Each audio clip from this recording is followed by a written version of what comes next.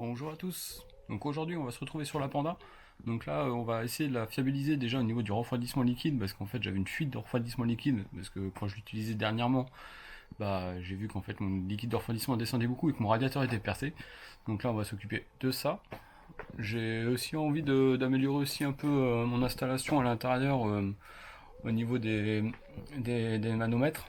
Donc là, on va faire un support aussi en acier, comme ça sera plus solide. Et on va faire aussi quelques montées en gamme aussi de la Panda. On va remettre une plage arrière. On va aussi mettre des plastiques de renfort dans le coffre pour lui donner un peu plus de cachet. Et, euh, et on va aussi commencer à réfléchir à deux choses. Comment la mettre au sol. Donc j'ai des ressorts courts que j'avais enlevés, mais ils n'étaient pas assez courts, donc c'était encore un peu trop haut. Donc là, malheureusement, je pense que je vais passer je vais les couper. Je vais tester. Parce que moi j'aimerais bien qu'elle soit posée au sol. Parce que là, comme vous pouvez le voir, c'est trop, c'est dommage. Bon là il n'y a pas les ressorts courts, hein, c'est les ressorts d'origine, mais les ressorts courts ça rabaisse quoi de 2 centimètres. C'est pas assez, oui j'ai remis les jantes de la Panda 100 HP qui vont mieux avec la voiture je trouve. J'aimerais bien que là, voilà, il n'y ait plus cet écart là. Et puis à l'avant aussi que ça soit un peu plus bas. Alors ce qu'il faut faire attention sur les pandas quand vous les rabaissez, c'est au carter moteur qui est très bas et la ligne d'échappement au milieu sur la mienne qui est basse parce que j'ai rajouté un silencieux. Mais voilà, donc là je vous ai épargné le lavage de la voiture, donc je l'ai relavé. Est-ce que là je vais commencer à la réutiliser un peu plus parce que c'est un peu dommage de l'avoir faite et pas l'utiliser. Voilà, donc je vous montre un peu. Ça fait longtemps que vous l'avez pas vu. Hop. Donc là au niveau des améliorations qu'on va faire. Donc là déjà, je vais nettoyer tout ça. Je l'avais jamais fait depuis que je l'avais acheté, j'avais pas fait le dessous du siège. Et là sur les côtés, ici, sur la Panda que j'avais avant, la Super, j'avais des caches en plastique. Et je trouve que ça s'habille bien la voiture, donc je vais remettre ça. Faut d'abord que je le nettoie. Et je vais remettre la plage arrière que j'avais aussi. Et déjà esthétiquement, je pense qu'intérieurement, après il y aura peut-être les sièges, mais tout ça après c'est plus tard. Donc parce que j'ai aussi la Simca m'occuper. Mais pour l'instant sur la Simca, je suis un peu, je me suis dispersé un peu trop et il faut que je me recentre. Donc pour ça là, je change un peu pour l'instant. Je refais un peu la Panda pour réfléchir sur la Simca comment je procède par la suite. Voilà. Donc là pour l'instant je fais ça, après on s'occupe, bon je sais pas si on va voir là, les manos que j'avais fait la dernière fois avec une impression 3D, et je vous montre les pièces que j'ai achetées. Allez, on se fait ça.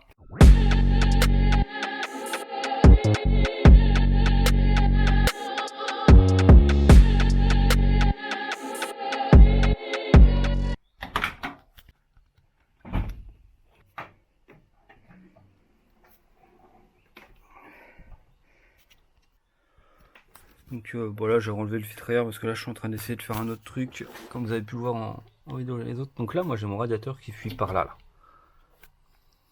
J'ai de l'eau et de la vapeur qui s'en va d'ici. Donc on va remédier à ça. Donc pour remédier à ça, le mieux hein, c'est d'en acheter un neuf. Donc voilà ce que j'ai acheté.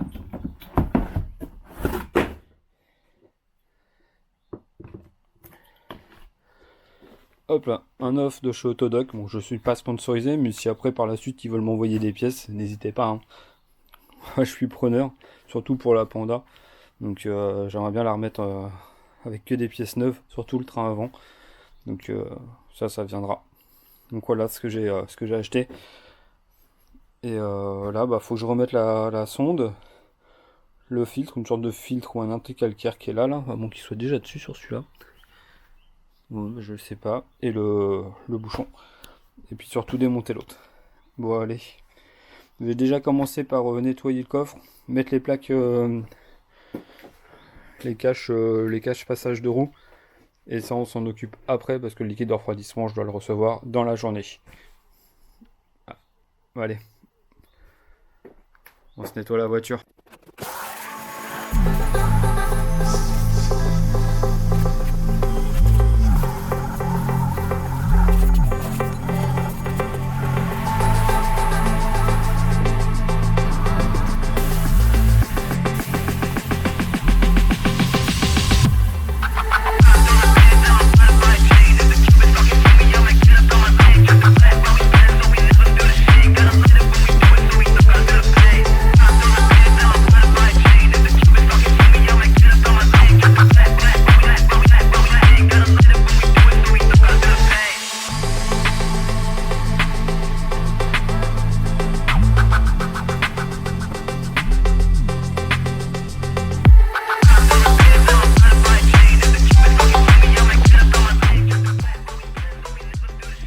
Là on va s'attaquer au passage de roue. C'est ça, la pièce en fait. Et elle va se mettre sur l'arrière de la voiture. Donc là, bah, elle est sale. Donc je nettoie les deux. Et après on passe au montage.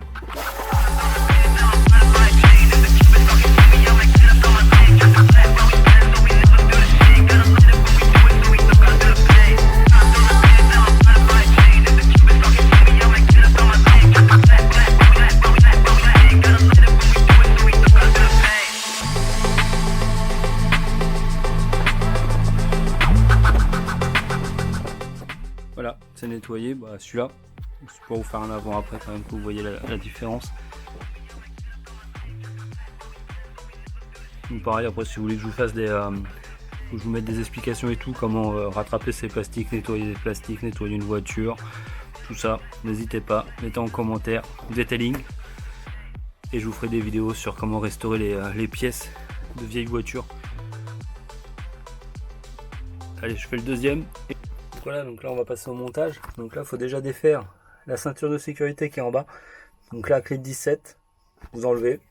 Et après il va falloir déclipser le bas de la garniture ici là. Et la reclipser. Et enlever la vis. Attendez, je le cale ici pour revisser la protection. Et là vous allez voir, ça va faire tout beau. Allez, je démonte ça.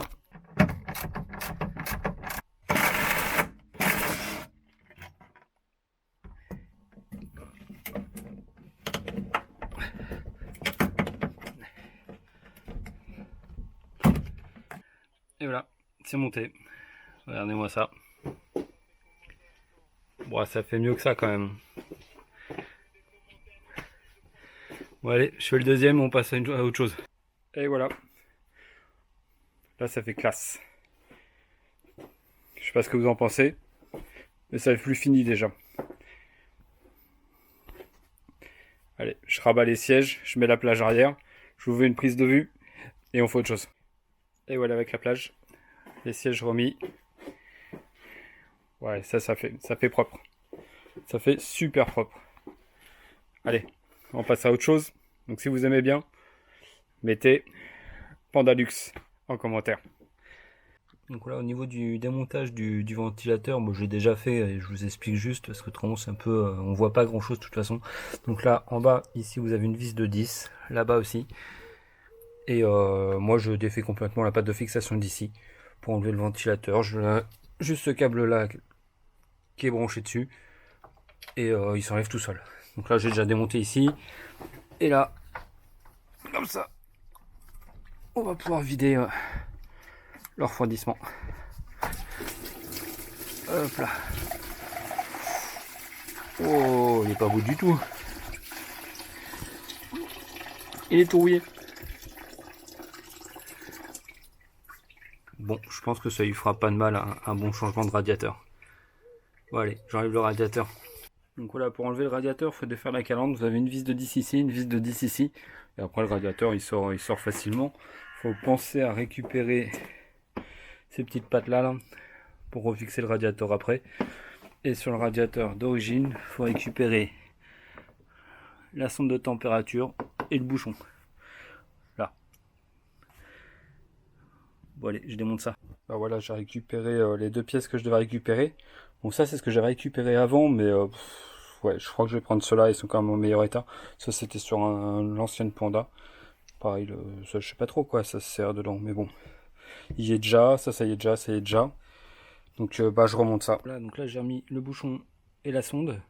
Et comme vous pouvez le voir, bah, du coup il est plus grand. Ça va mieux refroidir je pense, parce que celui-là je pense que ça pour un 750 ça allait. Et là celui-là pour un 1200 ça sera beaucoup mieux. Donc là voilà, il est remis en place. Donc là fixé ici à la place de là parce qu'il est plus grand. Là la même patte pardon. Là bah du coup j'ai refixé là j'ai remis la sonde. Et je vais remettre le radiateur. Et voilà. C'est pas une coïncidence, c'est pas top ça. Regardez ce que je viens de recevoir. On va le déballer ensemble. Donc pour moi c'est le refroidissement. Parfait. Ben voilà. Pile poil à l'heure. Donc là, j'ai pris du bas de gamme pour l'instant, c'est pour faire une première vidange et voir si ça fuit pas. Donc là, on a le liquide, on peut avancer, on peut continuer. Voilà, tout est remis. Donc là, le ventilateur se déclenche bien. Le niveau est bon. On va essayer de faire une petite purge après là. Et pour l'instant, tout fonctionne bien. Tout est nickel, pas de fuite. Bon allez, j'espère qu'on m'entend. On passe à autre chose. Voilà, donc là, on va s'occuper de ça. Ça, c'est beaucoup trop haut. J'ai envie que mon flanc de pneu là, il soit pratiquement à ce niveau-là. Qu'elle soit vraiment posée au sol, quoi. Pas le plus bas possible, mais assez basse pour que ça fasse classe, quoi. Surtout que c'est des flancs tendus sur le pneu là, sur la jambe. Donc voilà, moi j'aimerais bien que ça arrive à peu près ici. Donc on va s'occuper de ça. Là, on en ressort d'origine. J'avais avant ces ressorts, c'est du -4. Mais ça m'a pas rabaissé de -4 cm. Hein. Pas du tout. Ça m'avait rabaissé quoi? Peut-être ici? Peut-être 2 cm. Donc c'était pas encore assez. Moi je veux vraiment que ça arrive là. Vous voyez? Que ça m'enlève vraiment au moins 4-5 cm. Donc là on va faire un test. Je vais couper mon ressort. Vous voyez la forme qu'il a. En fait le plus simple, je vais pas le couper de ce côté là parce que vous voyez les spirales, elles commencent à prendre des formes un peu bizarres dès le début. Que là regardez, ici et ici, c'est parallèle. Donc là ce que je vais faire, je vais couper une spire. Je vais couper ici.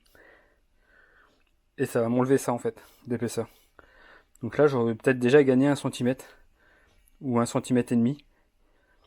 Et ça va garder la même forme de base. Je l'espère. Alors surtout à ne pas reproduire. Moi je fais ça, c'est une voiture juste de présentation. Je roule pas beaucoup avec. Donc voilà, moi je vous dis ce que je fais. Je vous dis de pas le faire. À vous de voir après. Donc là ça sera sur l'arrière et sur l'avant je vais faire pareil sur mes ressorts -4 que j'avais acheté.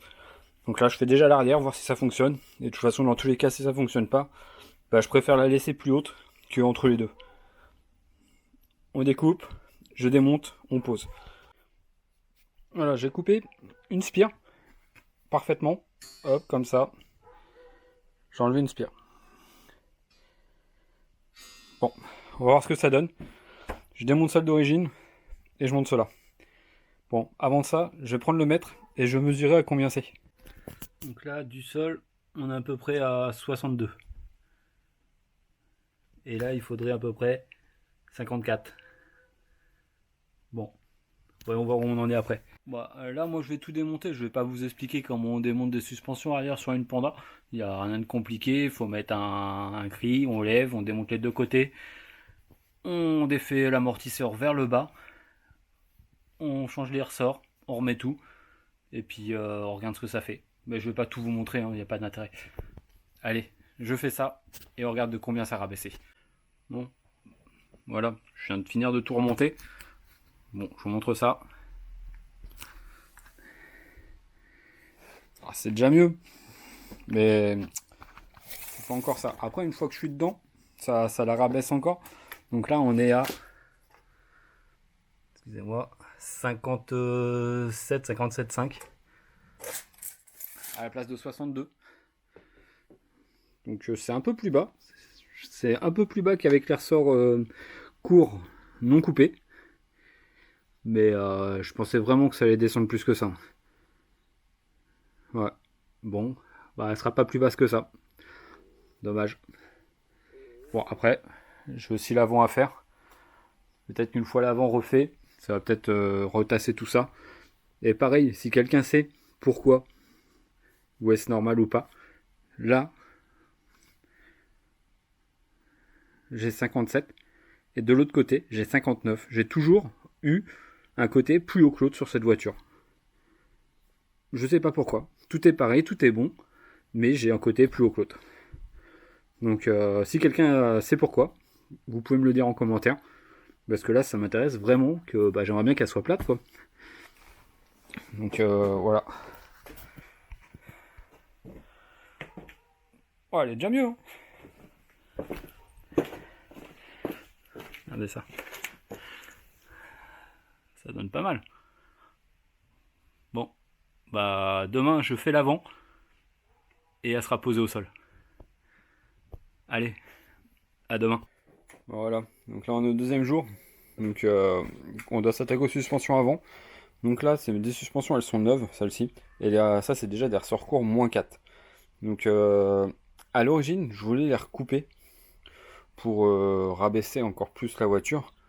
Mais j'ai réfléchi cette nuit. Bah, le seul truc, c'est que là, déjà, les ressorts, ils sont presque pas en pression. Ici. Donc là, si j'appuie, vous voyez bien que la coupelle en haut, elle bouge déjà. Alors j'ai peur que si j'enlève une spire, bah du coup le ressort il flotte dedans. Ce qui serait pas bon. Et vu que j'ai pas vraiment réussi à rabaisser l'arrière autant que je le souhaitais, bah je pense qu'en fait les ressorts avant je vais les laisser comme ils sont là. Avec les ressorts, les amortisseurs neufs et les ressorts -4, et ça fera à peu près la même hauteur qu'ici. Parce qu'en fait ce qu'il faut savoir c'est qu'à l'origine, la Panda a une assise un peu comme ça. Donc le haut, l'arrière est toujours plus haut que l'avant. Et même avec les ressorts courts, ça faisait ça. Donc je trouvais pas ça très très beau. Donc là, je pense qu'avec ceux de l'arrière coupés et à l'avant, les -4 non coupés, ça devrait le faire. Donc, je cherche le mètre pour mesurer là. On va mesurer. Hop là. Hop. Et là, on est à... Ouais, voilà, 60, 61, 62 quoi. Comme à l'arrière. Et d'après mes souvenirs, une fois rabaissé, ça vient là à peu près. Donc ça ferait comme à l'arrière. Donc ça serait plutôt pas mal. Parce que si ça vient ici et que mon ressort il flotte dedans, c'est pas bon. C'est quand je vais prendre une bosse, et ben, il peut s'enlever de l'amortisseur. Il va pas s'enlever entièrement, mais il peut s'enlever de son emplacement et ça serait pas terrible. Bon, je les mets sans les recouper et on regarde ce que ça fait.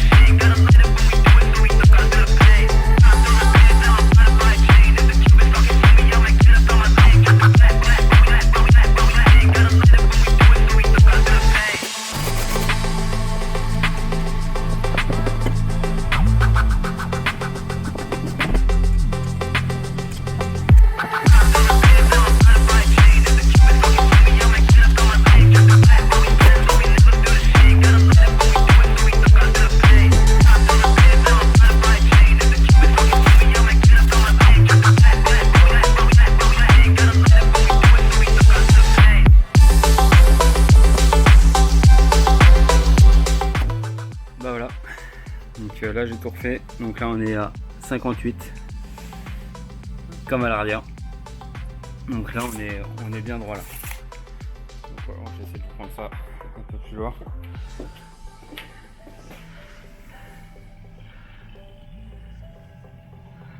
Donc voilà, donc là l'assise est bien droite. Avant elle penchait quand je mettais les ressorts arrière aussi, donc là voilà. Bon, elle est pas aussi basse que je le voulais, mais bon, ça le fait déjà bien. Bon voilà. Après, mon autre souci que j'ai, mais ça je pense que je le ferai dans une autre vidéo parce que j'ai toujours pas trouvé ce que c'était, c'est que je vais essayer de vous faire écouter. C'est que quand elle est rabaissée comme ça avec ses jantes, elle fait elle queen.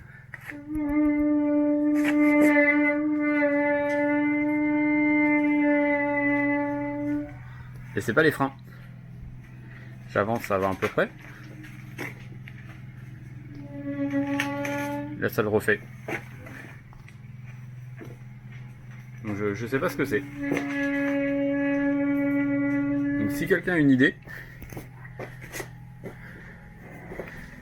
bah dites-le moi. Peut-être que j'ai peut-être oublié un truc au niveau de la boîte, de cardan. Peut-être c'est les cardans qui font ça, je sais pas. Mais vu que pour l'instant je peux pas défaire mon triangle de suspension complet, bah je peux pas vraiment regarder. Donc là, voilà ce que ça va donner. Bon, commence à avoir de la gueule quand même cette panda. Hop là.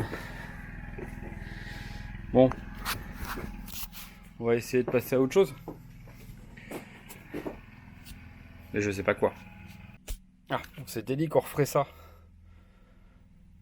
Mais je sais pas pour l'instant. Parce que je vous avouerai, mettre un turbo sur cette voiture là, ça va être compliqué. Donc je pense que le projet turbo il va être abandonné. Ce qui est bien dommage. Hein.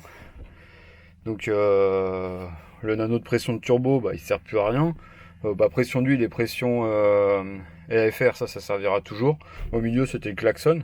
Parce que vu que j'ai plus de klaxon au milieu, il m'en fallait un pour le contrôle technique qui est là. Et je pense que je vais plutôt essayer de la passer en soit carbumoto, soit un Weber IDF. Donc je pense que pour aujourd'hui, pour cette vidéo-là, on va s'arrêter sur cette mauvaise nouvelle. Allez, à la prochaine vidéo.